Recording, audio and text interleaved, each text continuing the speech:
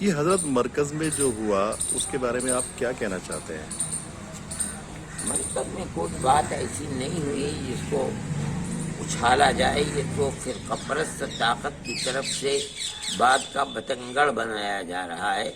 مرکز والوں نے بار بار رابطہ قائم کیا اور یہ چاہا کہ کسی طرح ان لوگوں کو پرمٹ مل جائے تو یہ اپنی جگہوں کے اوپر پہنچ جائیں، لیکن ایسا نہیں ہوا.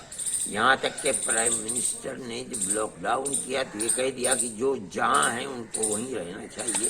ان لوگوں نے اپنے مرکز کے اندر رکھا تو مرکز کے اندر تو ہمیشہ ہزاروں آدمی رہتے ہیں، جس کے اندر غیر ملکی بھی تھے اور ملکی لوگ بھی تھے.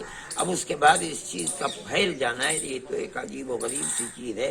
آپ اگر ان لوگوں کو دیکھیں گے جو لاکھوں کے ایک بھیڑ چلی جا رہی ہے، اپنی اپنی جگہوں پر پہنچیں گے اور دیکھیں گے کہ ان کے اندر ہر شخص کو ٹیسٹ کریں گے تو کتنے لوگ ہوں گے جن کے اندر کرونا وائرس پکڑے جائیں گے. اسی طرح سے یہاں بھی ہوا ہے. تو مطلب آپ مانتے ہیں کہ مرکز نے حضرت کوئی کوتاہی نہیں کی؟ نہیں، مرکز نے کوئی کوتاہی نہیں کی. مرکز تو بار بار اطلاع دیتا رہا اور یہ چاہتا رہا کہ اجازت ملے تو ان لوگوں کو اپنی جگہوں پر پہنچایا جائے. یہ کوئی مرکز کی غلطی نہیں ہے. اگر نہیں دیا گیا تو جن لوگوں کو اجازت دینی چاہیے تھی ان کی غلطی کہ انہوں نے کیوں نہیں اجازت دی.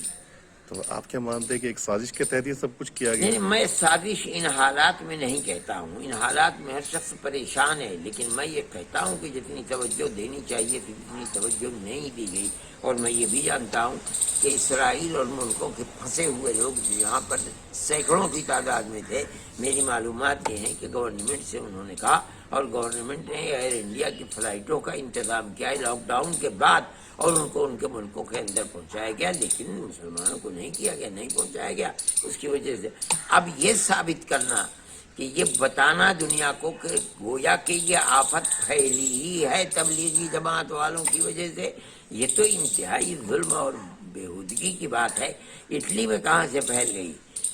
چین میں کہاں سے پھیل گئی؟ وہاں کون سی تبلیغی جماعتیں کام کر رہی ہیں؟ خدا کا خوف نہیں ہے لوگوں کے دلوں کے اندر، اس لیے اس طرح کی باتیں کرتے ہیں. لوگوں سے کیا اپیل کرنا چاہیں گے؟ میں لوگوں سے اپیل کرتا ہوں کہ اس مرض کا کوئی علاج اب تک نہیں دریافت ہو سکا، اس لیے احتیاطی تدابیر میں سب سے زیادہ مؤثر تدبیر یہی ہے کہ لوگ کسی جگہ اکٹھے نہ ہوں. میں مسلمانوں سے بھی کہوں گا، ہندوؤں سے بھی کہوں گا کہ اس طرح کے واقعات نہ ہونے چاہیے.